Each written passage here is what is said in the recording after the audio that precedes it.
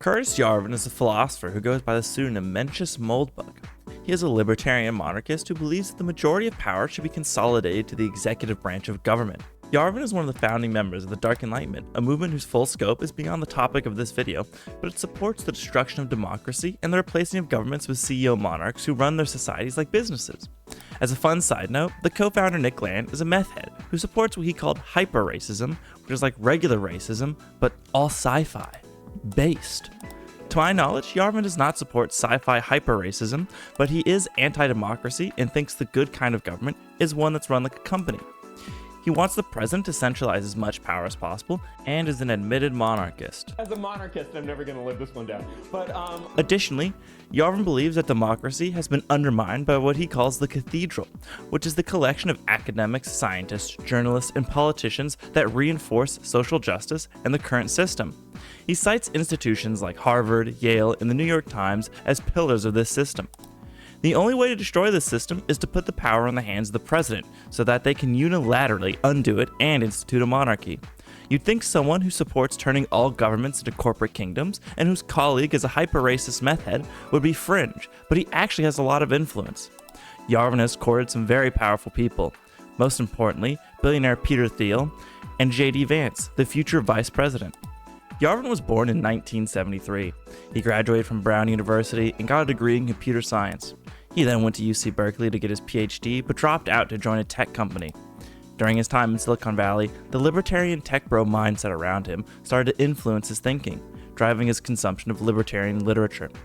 During his research, he became acquainted with the works of thinker Hans-Hermann Hoppe, who's famous for claiming, quote, homosexuals or communists will have to be physically removed from society if one is to maintain a libertarian order. It is arguably the starting point for Yarvin's more radical views.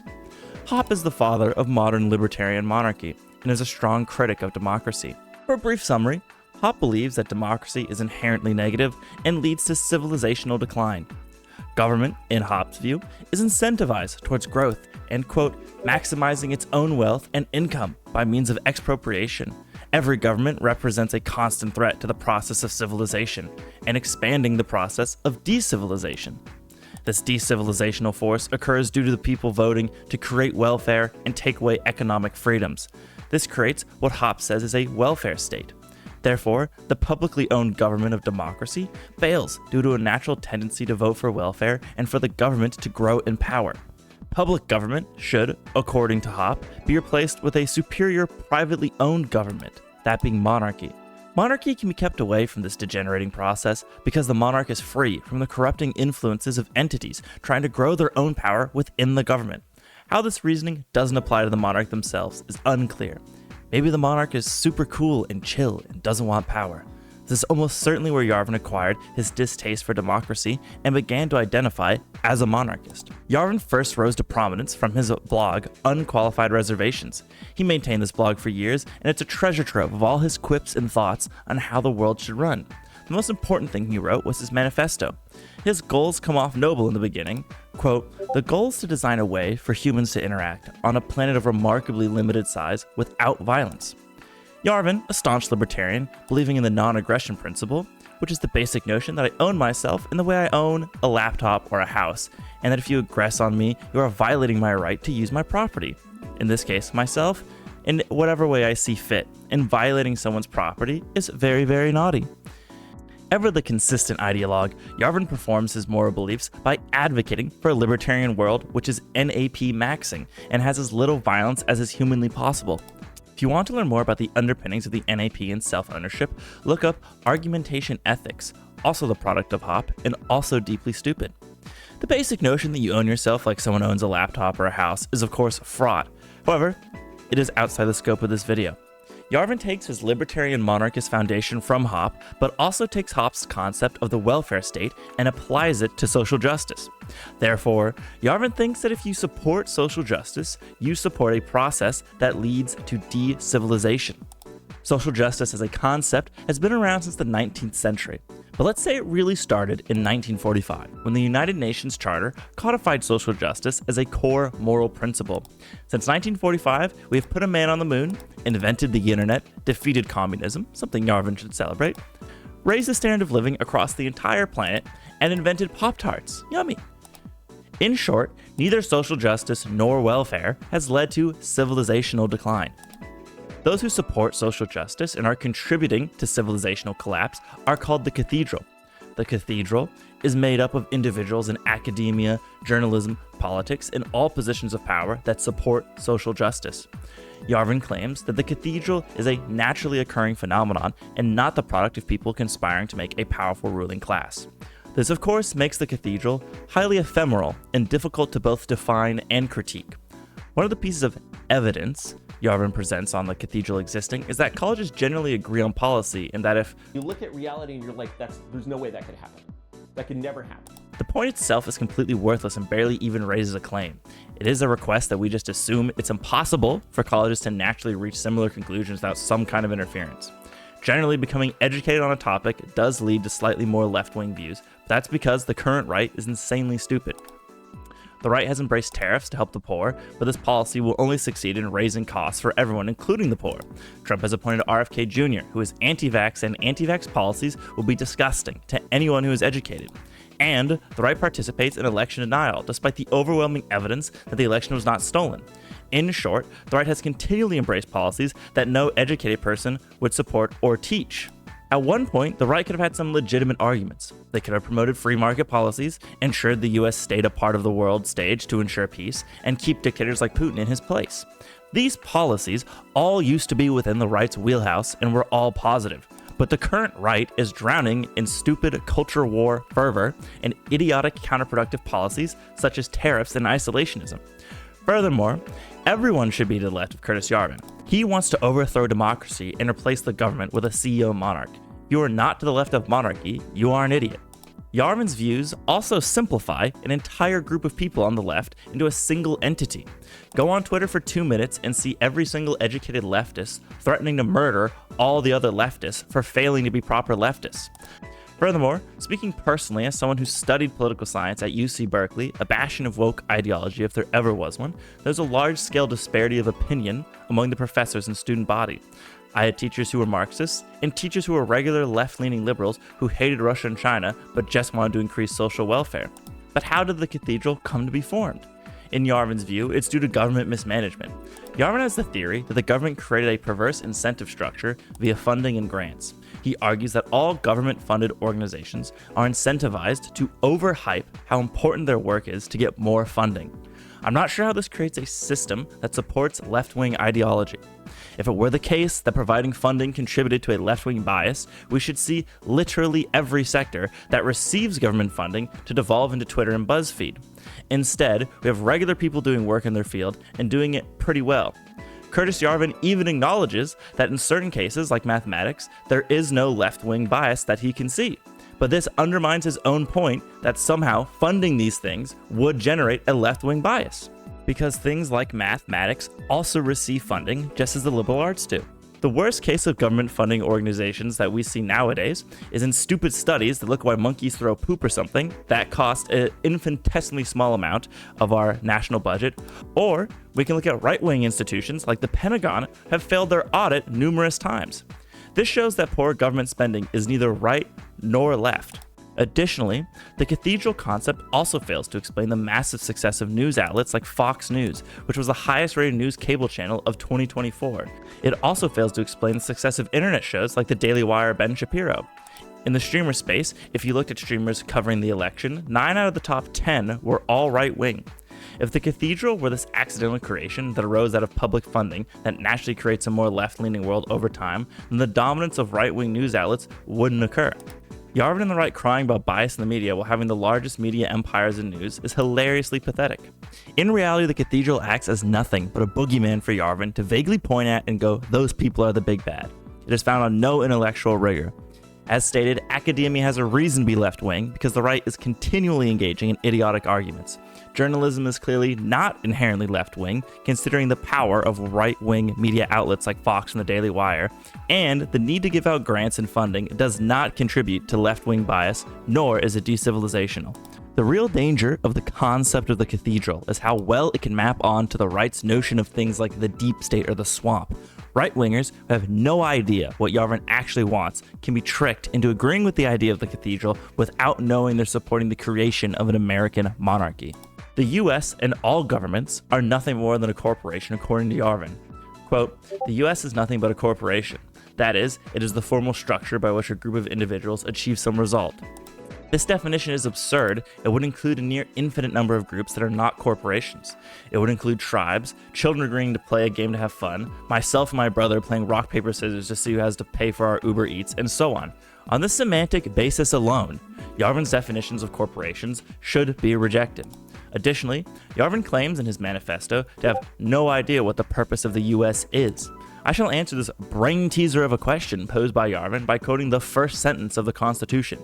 Quote, we, the people of the United States, to form a more perfect union, establish justice, ensure domestic tranquility, provide for the common defense, promote the general welfare, and secure the blessings of liberty to ourselves and our posterity, do ordain and establish this Constitution. There we have it. The Constitution is the basis on which the U.S. makes its decisions and constructs its legal framework. Therefore, the United States wishes to establish justice, domestic tranquility, provide for the common defense, and secure liberty. Broad goals, but goals nonetheless. Yarvin's broad definition obfuscates the important differences between governments and corporations that force us to treat them differently. Those differences being the ability to opt out and the ability to use violence. With a corporation, you can freely choose not to engage in anything they create. You're under no obligation to purchase an iPhone or an Android or any type of phone. You aren't under an obligation to purchase any product from any corporation at any time. Therefore, you can opt out of a corporation's system by choosing not to engage with it. You cannot do that with the government, but you may be able to move to a new country that is incredibly costly, and governments have roadblocks keeping people from moving freely between them. Additionally, so long as you live in a country, you will always have to pay taxes and deal with government's laws. It doesn't matter how much you wish not to, you must. This makes governments fundamentally different from corporations. Secondly, the government can use violence to achieve its ends, but corporations cannot. In functioning societies, corporations cannot put a gun to consumers' heads to force them to purchase a product. At no point will the CEO of Spotify be knocking on your door and threatening your life if you don't sign up for a monthly subscription. By contrast, the government can freely send a cop to your door if you do not pay your yearly subscription to society, i.e. taxes. Now remember Thiel and Vance? Yarvin used to work in tech. Yarvin and Thiel have been close friends for years. Yarvin himself has claimed that Thiel is fully enlightened, and even says he watched the 2016 election with him.